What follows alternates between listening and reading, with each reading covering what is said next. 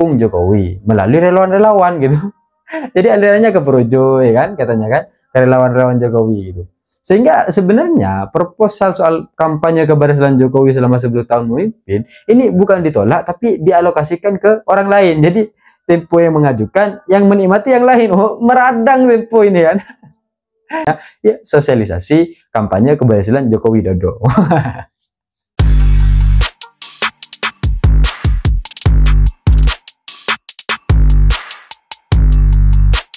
Hai korban ghosting. Masa pemerintahan di bawah kepemimpinan Joko Widodo sebentar lagi akan berakhir. 5 hari lagi menjelang Jokowi akan berhenti, Jokowi akan selesai dengan jabatannya sebagai Presiden Republik Indonesia, akan selesai. Jokowi akan sampai pada finishnya, Jokowi akan sampai pada waktunya, di mana akhirnya dia selesai dengan berbagai macam proses pemerintahan. Tapi apakah kemudian nanti akan berlanjut di posisi manapun dan bagaimana efek kedepannya, kita akan lihat bersama. Tapi yang pasti akhir-akhir ini selain berbagai macam menteri-menteri, calon-calon menteri, calon-calon wakil menteri, calon-calon kepala-kepala lembaga yang dipanggil oleh Prabowo Subianto untuk menghadap dan menanyakan kepastiannya apakah berkenan untuk membantu masa jabatannya selama 5 tahun ke depan, juga ada hal yang menarik antara pertikaian Tempo dengan buzzer-buzzer Jokowi. Jadi akhir-akhir ini sedang ramai bahwa ada satu kebocoran yang kemudian diungkapkan oleh Budi Ari, entah Budi Ari ini sadar atau tidak sadar gitu kan, soal kampanye tentang keberhasilan Jokowi gitu. Jadi ada semacam sosialisasi yang dilakukan oleh pemerintah ya kan, dengan agenda sosialisasi yang dilakukan untuk kemudian mengkampanyekan berbagai macam proses keberhasilan yang pernah dilakukan oleh Jokowi selama 10 tahun menjabat. Wah. Jadi nggak tahu ini Budi Ari sedang teledor atau sedang tidak sadar untuk mengungkapkan hal-hal yang kemudian harusnya dia tidak ungkapkan atau bagaimana gitu. Karena dia secara sadar mengungkapkan bahwa ya memang hari ini sedang dikampanyekan gitu kan berbagai macam program-program keberhasilan yang telah dilakukan Jokowi selama 10 tahun menjabat gitu. Tapi bentuknya adalah dengan sosialisasi.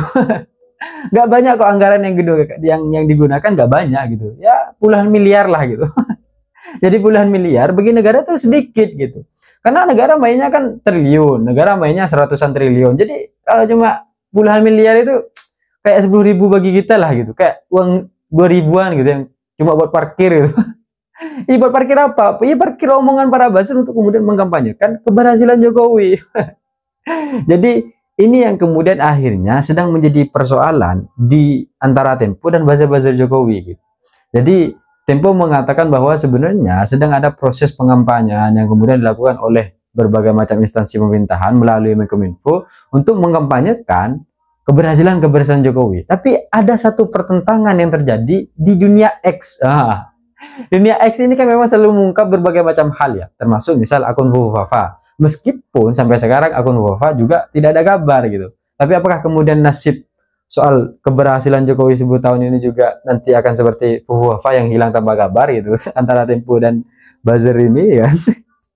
Di akun X ada yang mengatakan bahwa sebenarnya yang mengajukan proposal untuk proses kampanye keberhasilan Jokowi selama 10 tahun itu proposalnya Tempo katanya. Dan itu disebarkan oleh akun yang ada di X itu katanya. Jadi Tempo duluan yang kemudian mengajukan ya kan. Tapi setelah itu ditolak. Makanya akhirnya Tempo sekarang menyinyir untuk kemudian mengatakan bahwa ini ada kampanye untuk tentang keberhasilan Jokowi gitu. Apakah kemudian ini benar? Karena pertanyaannya kan apa iya gitu sekelas Tempo ya kan, sekelas Tempo hanya menjadi pemberitaan ibu-ibu satu mulut ke mulut yang lain kan nggak juga gitu. Pasti ada data-data yang konkret, pasti ada data-data yang valid gitu. Ketika kemudian dikatakan bahwa Tempo lah yang mengajukan proposal pertama untuk kemudian mengkampanyekan keberhasilan Jokowi dan ditolak gitu, mungkin Tempo marah gitu. Karena sebenarnya proposal ini nggak ditolak, tapi dia alirkan nggak ke Tempo, ke siapa? Iya ke buzzer-buzzer Jokowi gitu kan, ke buzzer-buzzer yang selama ini mendukung Jokowi. Siapa? Melalui relawan-relawan ya kan, melalui berbagai macam aliansi-aliansi atau melalui berbagai macam instansi-instansi lain yang kemudian memang selama ini mendukung Jokowi melalui relawan-relawan gitu.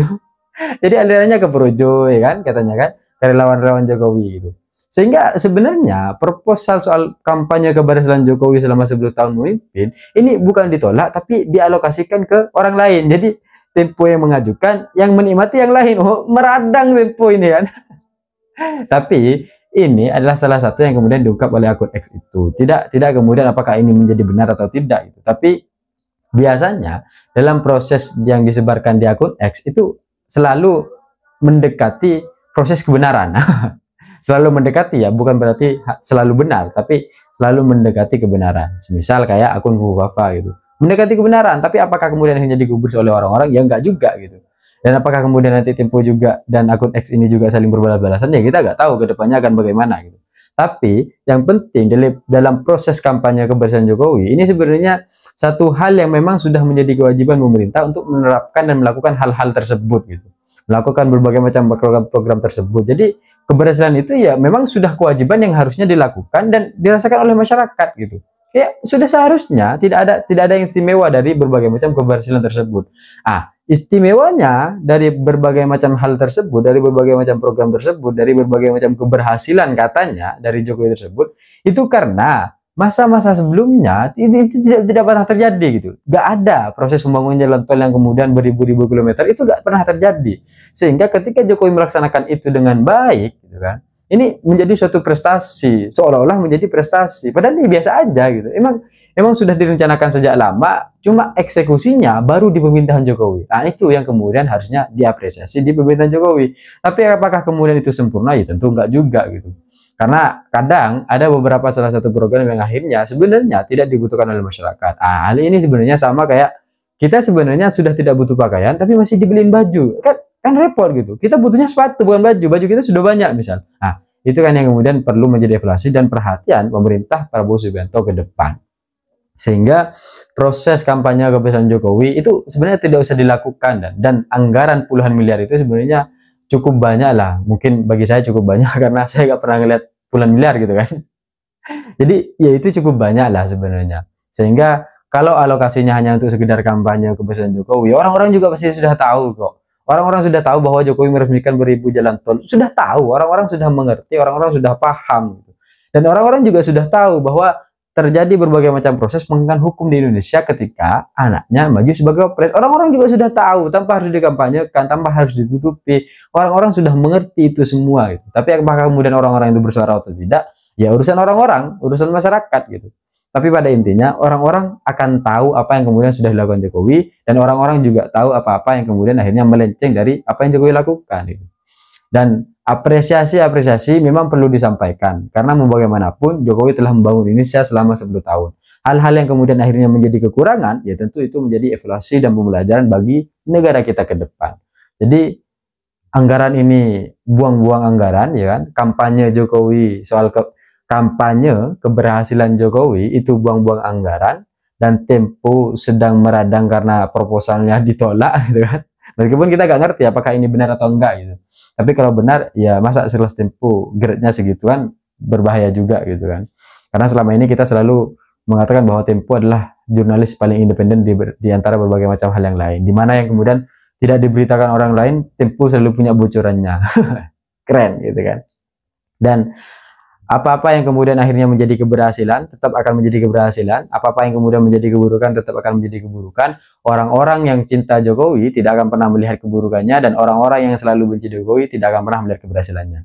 Jadi kampanye ini hanya sekedar alasan agar kemudian anggaran ini bisa diberikan kepada relawan-relawan yang selama ini telah membantu Jokowi. Ya biasa gitu kan. Kita memang selalu melakukan tindakan-tindakan koruptif tapi dibungkus dengan berbagai macam program-program pemerintahan. Salah satunya ya sosialisasi kampanye keberhasilan Joko Widodo. Kira-kira itu cita-cita saya ingin seperti Gibran, tapi saya sadar diri dan sadar posisi. See you, korban ghosting.